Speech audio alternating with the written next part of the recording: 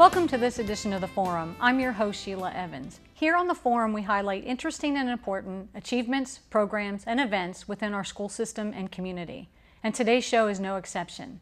Things get underway with Dr. Sarah Brigman. She's an optometrist with Eye Care Center and will talk to us today about eye care for children.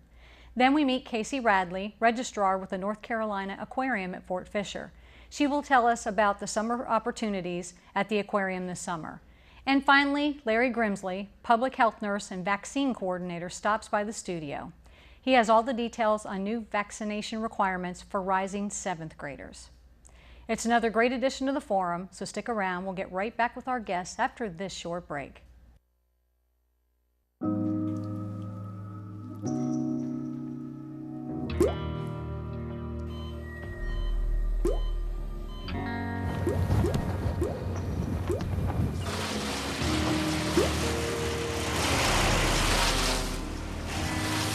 There are a million places you'd never consider texting.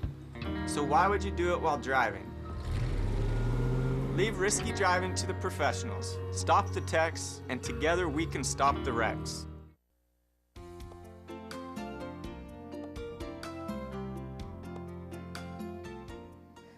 Oops, we spilled our milk, but that's okay. We'll get some paper towels and clean it up. In our classroom, we promote responsibility by encouraging the children to do things for themselves.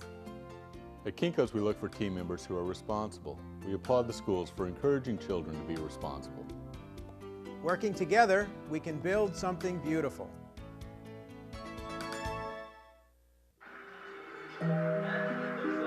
Passing gas in the presence of others is not only inappropriate, That is so foul. it can be deadly. Passing gas releases a fog of carbon monoxide Grandpa, and other poisonous fumes that can contribute to asthma and pneumonia. you're killing us over here. Kids shouldn't be exposed to secondhand smoke. Don't pass gas, take it outside. I am joined by Sarah Brigman. She's an optometrist with Eye Care Center. One of the first things we were going to talk about is just a reminder about contact lens care. Yeah, it's real important for anyone who wears contacts, but especially kids. I recommend that any child under 18 not sleep in their contact lenses. It's just not safe. Make sure they throw them away at the appropriate replacement schedule.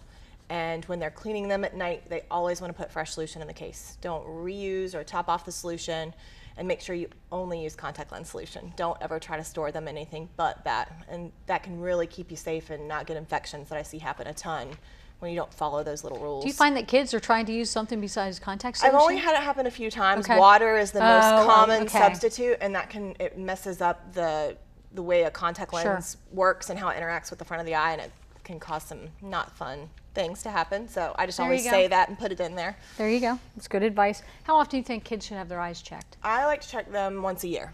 Things can change. We make sure everything's healthy. So even if they don't technically need new glasses, we're making sure that the health status is still there and that we see if there are any changes in their refraction and need new glasses, and make sure we keep up with that. Because with kids, man, they have a growth spurt, 6 months time, it can be completely different. Really? Than oh yeah, I see some kids, I have a few young ladies that for every 6 months I would see them and their prescription would change. That doesn't happen as frequently, Right. but it does happen. But the potential's there. Yes. Wow. Is dilation really important? It is. It allows us to view more areas of the retina and make sure we're checking all of the retina and make sure it's healthy. But for a child's eye exam, it's also important because I can make sure that I'm not missing any prescription. Their focusing system can be really good at covering up or showing too much prescription. And by dilating their eyes and taking the focusing system out of the equation, I can really make sure I get the correct prescription. Gotcha. Now, there's all this talk about the blue light. Can you kind of expound upon that? The blue light technology lenses are a new kind of wave of information that's coming out, and it's actually really important. So much of our day is spent in front of a monitor with iPads, Sure. fluorescent lighting, all of the new technology, the energy-saving bulbs have a lot of blue light in them. And this is a part of the spectrum that we've never been able to protect our eyes from. For long periods of time, we've been able to protect our eyes from the UV light. But the blue light is something that we don't have any protection from, and it's becoming a big part of our day. It's everywhere. How can we protect kids from the blue light? There are new lenses, they're called blue tech lenses, and they have kind of a champagne tint to them. And what they do is they filter out those harmful blue rays that can do damage to someone's area of central vision over time and protect you from all of this blue light that's around us. So it's becoming more and more apparent that this is really important, that this generation of children, we don't have a much higher incidence of macular degeneration later in life, and that's what we're really worried about.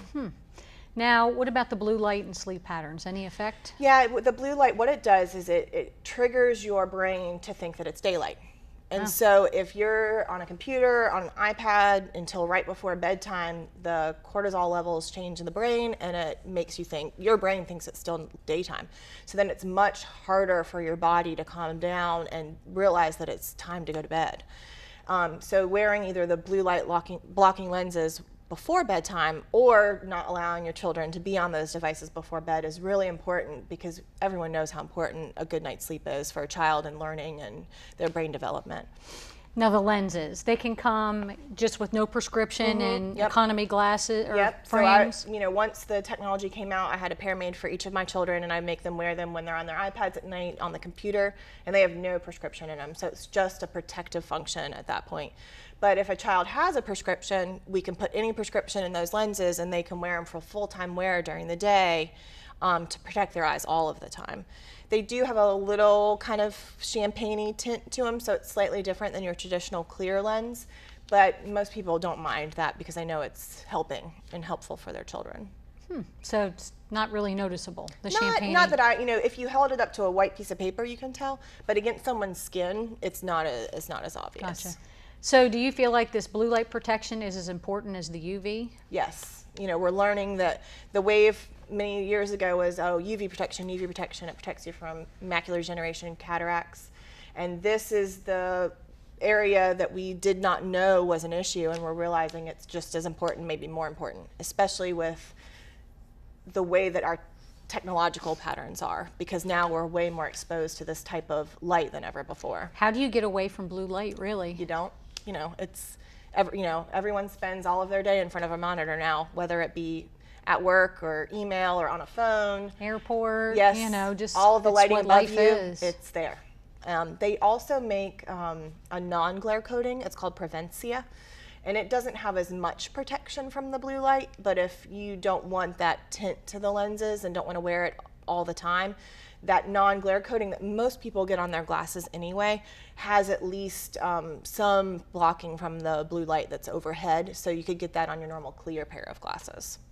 Would anyone not want the champagne-y look? I mean, does it work for student athletes? Yeah, it works for anybody. I don't think they're outside, I guess. I don't think it interferes with your vision Okay. But we do have pairs in the office that don't have any prescription in them, so people can put them on, see what they look like on their face, see what it does to their vision, and make sure that they're comfortable with it. Very good. Any other tips for working with children? No, just make sure you get their eyes checked every year.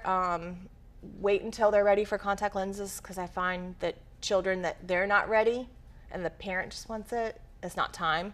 You want the child to be very motivated to do it, but those are the biggest things. Because they have to properly take care of them. Yes. Wash your hands, put them in the case like you said. So I make sure the fluid. responsibility level is there, because if it's not, then mom and dad just get mad because they're not taking care of them appropriately and maybe losing them or not wearing them like they should. Sure.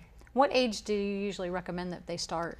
I like for their first eye exam. Yeah, for first contacts. Oh, first contacts. My young ladies tend to be able to do it a little bit sooner. Because they're motivated to do it? Their hygiene levels sense. are normally there a little bit sooner. But usually by middle school, they're definitely ready. I find some fifth graders are there, depending on a lot of my kids that have been wearing glasses for a very long time are more apt to be ready a little bit sooner. And then my athletes are more prone, the baseball players, the football players, because it's so much easier under a helmet if they really have enough correction needed. That they're motivated to do that. And I cut you off, but when would you recommend a first eye exam? Around age 2 or 3, or unless the pediatrician sees something sooner. Okay. By 3, we have little pictures they can look at in the office. I have ways that I can get their prescription without them technically telling me a whole lot. Right. So we can make sure everything's looking good. Very good. Well, Sarah, thanks for sharing the new information about the blue light. Totally new information for me. Great. I'll be back in a few minutes, right after these messages.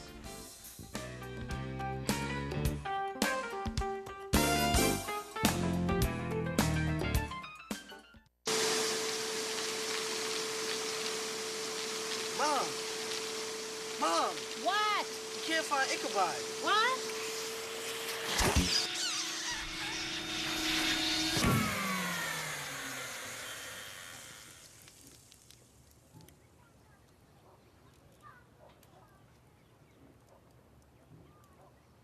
You don't have to be perfect to be a perfect parent. There are thousands of teens in foster care who would love to put up with you. Hey, Zachary. Ready? Yes. You looking good?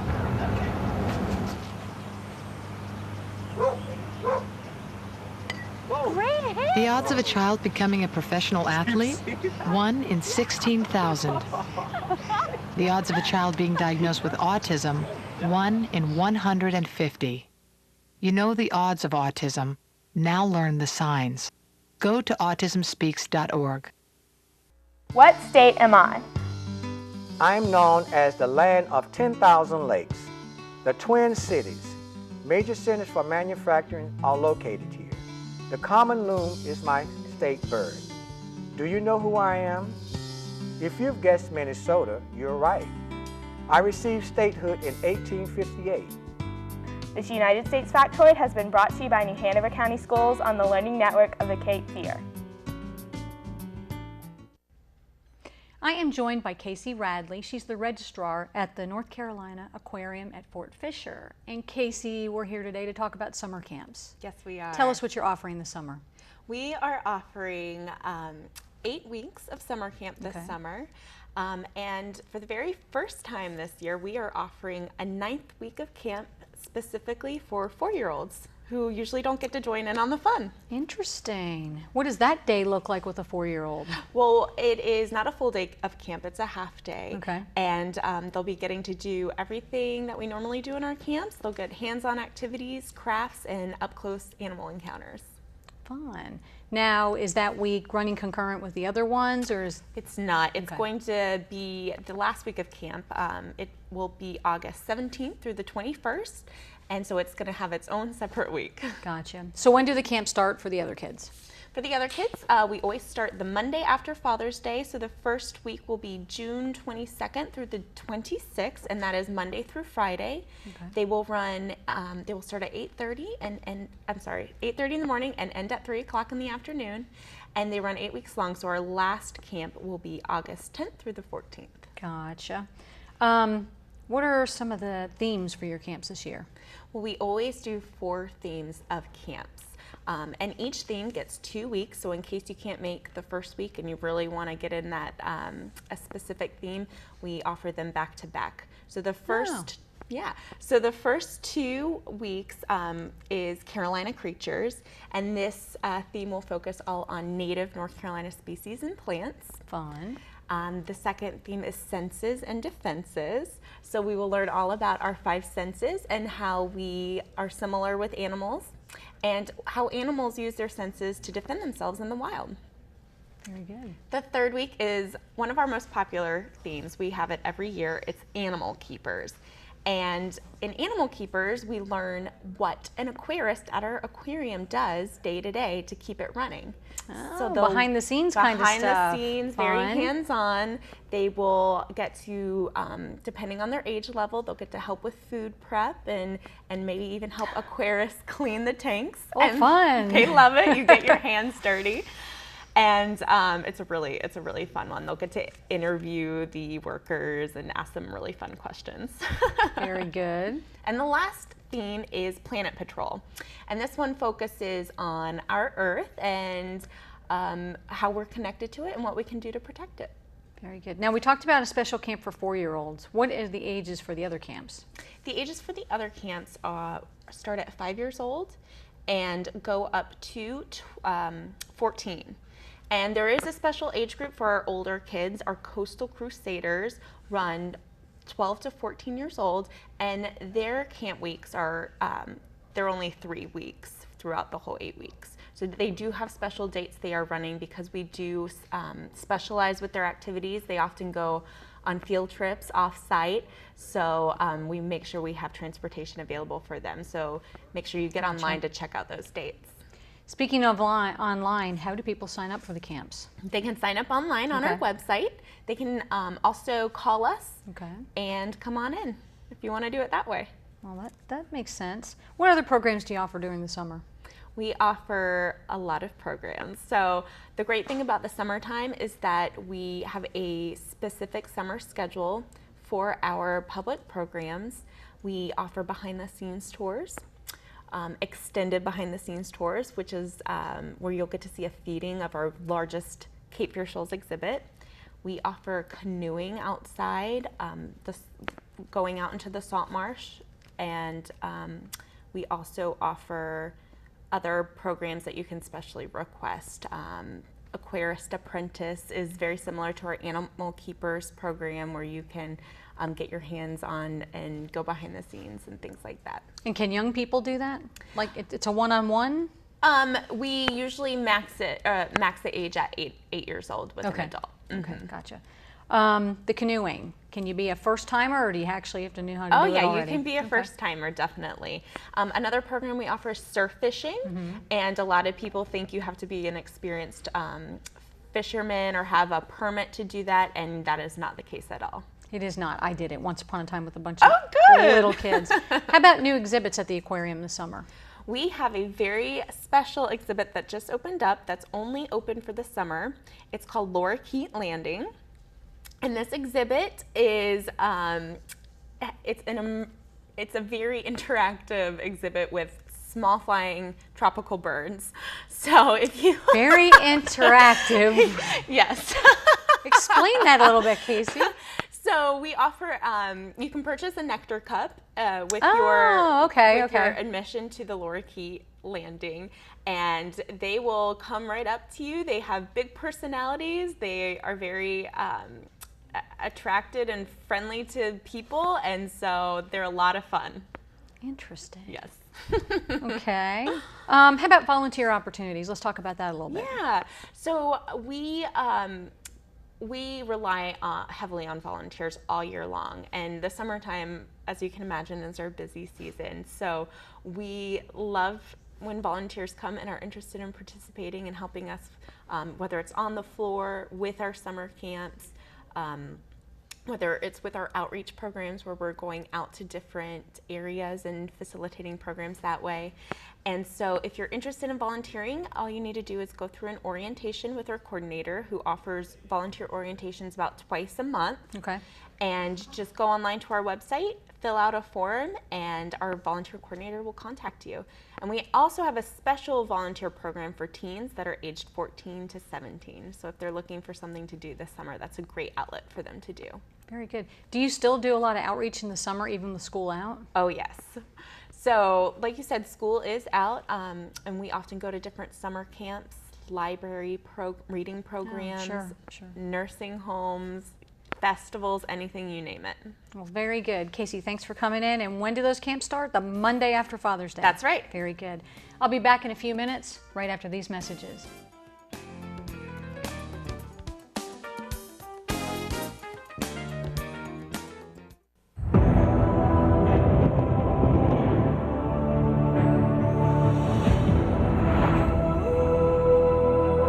Impossible.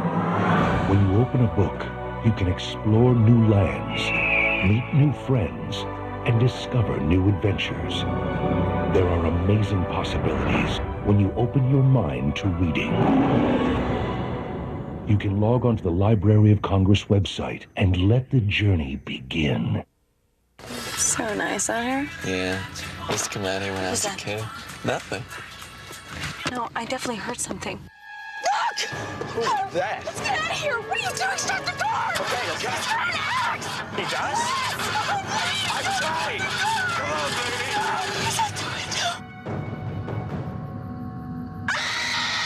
Think history is a little scary? Then log on to loc.gov and see how much fun it can be. The Library of Congress at loc.gov. Tommy's a really good kid. He's really helpful around the house. He loves to play with his friends. He loves school, too.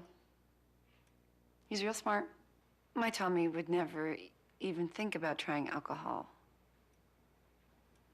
Isn't that right, sweetie? Real kids are curious about alcohol. 40% try it by the 8th grade. Talk early, talk often, get others involved. I am joined by Larry Grimsley, Public Health Nurse and Vaccine Coordinator for the New Hanover County Health Department. And we are here to talk about a new vaccine requirement for rising 7th graders. What are the new requirements? Well, there's going to be several requirements for all school-age children beginning July 1st, 2015. For 7th graders specifically, they're going to be required to receive the meningococcal conjugate vaccine. Okay. And you said they become effective July 1. Yes. Have a lot of these kids already had this? Is this something new, or has it been around a while? Well, meningococcal vaccine has been out for a while. Most kids do receive the vaccine at their 11 to 12-year-old visit with their primary physician. So many adolescents have already received the vaccine when they had to receive their Tdap vaccine, which was a requirement for 6th graders last year. Okay. What is meningococcal disease? Meningococcal disease is basically any illness caused by Neisseria, meningitis, and any related illnesses with that. That particular bacteria can cause such things as meningitis, which is the inflammation of covering around the brain and spinal cord. And also it could lead to things such as sepsis or blood infection. Okay. So why is this immunization so important? The reason why it's so important is the way that you come in contact with it.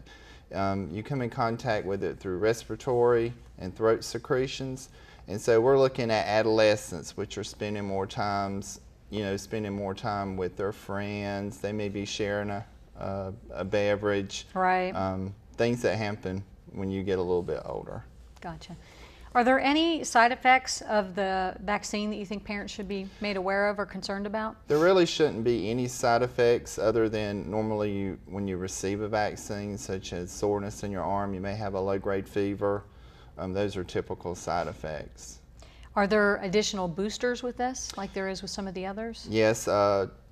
When they receive this vaccine, they should receive another one after age 16 years or before they go to college. Okay. And within the law itself, it says they'll receive a booster in 2020. How do you think parents are finding out about this? What kind of education's out there or outreach? Well, of course, the schools put the information out there, so hopefully all parents are aware. New Hanover County Health Department also did an outreach effort in which we went into the schools and tried to catch the kids up on their meningococcal vaccine. We were able to vaccinate 138 students. Oh, good. But luckily, which is really nice, is that most kids had already received it.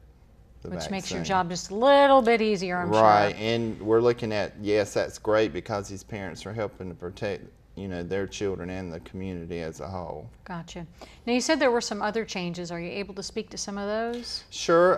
Right now with certain vaccinations in the past, kids that are entering kindergarten will have to receive 2 varicella or chickenpox vaccines unless they have documentation that they had chickenpox. They'll have to receive also a 4th polio vaccine after age 4 before they enter. There are new guidelines for the pneumococcal conjugate vaccine. That's always been a recommendation but never a requirement. Also for babies, infants. And also they have changed where you usually receive the tetanus, diphtheria, and pertussis or whooping cough vaccine before you go into the 6th grade. Now it's required before you go into the 7th grade. So we're looking at a co-administration of both the Tdap and the meningococcal vaccine for next year when kids are entering school. Okay. Any new requirements for the high schoolers? No. Not so much? Other than they probably want to receive the meningococcal vaccine, like the 7th graders, before they decide to go off to a university, stay in a dorm. Gotcha. Does the health department still do the flu shots in the school? Yes, we do. Every fall we'll send out paperwork, and we get to go out and vaccinate middle and high schoolers. And that's always been very successful for us. You think a lot of people do take advantage of that? Yes, many. And it's good that teachers and staff do also. So nobody really has a hard time with doing it? I remember my daughter wanted the shot instead of the mist. Well, I mean, we don't do the mist in the schools. Oh, okay. The injection itself is quicker. And that makes sense. Yeah, and really when it comes to anxiety levels, it's about the same. Once you sit down with a child and administer one in the arm or, a spray in the nose. Don't look. Don't look, exactly. Anything else you'd like to share with the viewing audience? No, just to let them be aware of these new changes in the vaccine requirements, the laws, and make sure that your kids are vaccinated, properly based on laws before they enter schools, and so they don't get into the rush right before school of having to be vaccinated. That's some good advice. Well, thanks, Larry, for stopping by and updating us on these new requirements. Okay. I'll be back in just a few minutes after these messages.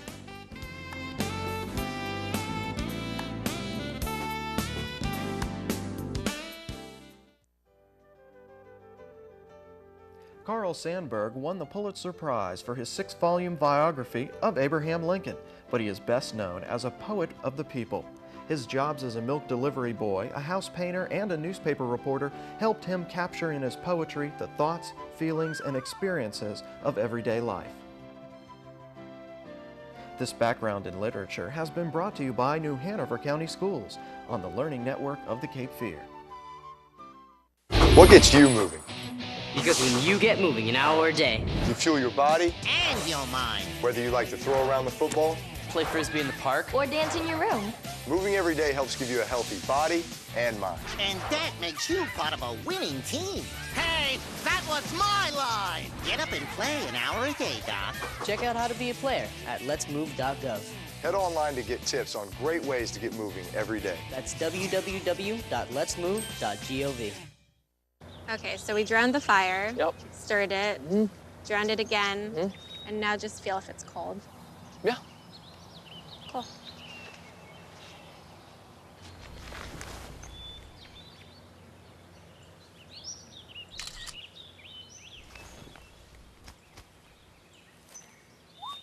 Smokey just gave me a bear hug. I know. Already posted it.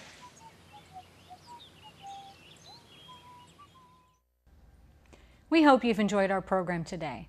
To learn more about Eye Care for Children, you can call the Eye Care Center at 395-2772.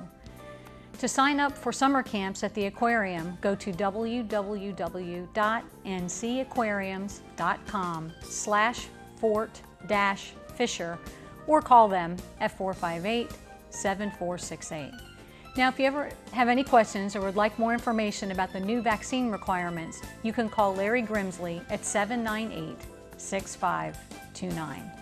And if you ever have any questions about the topics we have here on the show today, please call the School Systems Public Relations Office at 254-4180 or check out the school systems website at www.nhcs.net. I'm Sheila Evans, and thanks for joining me today.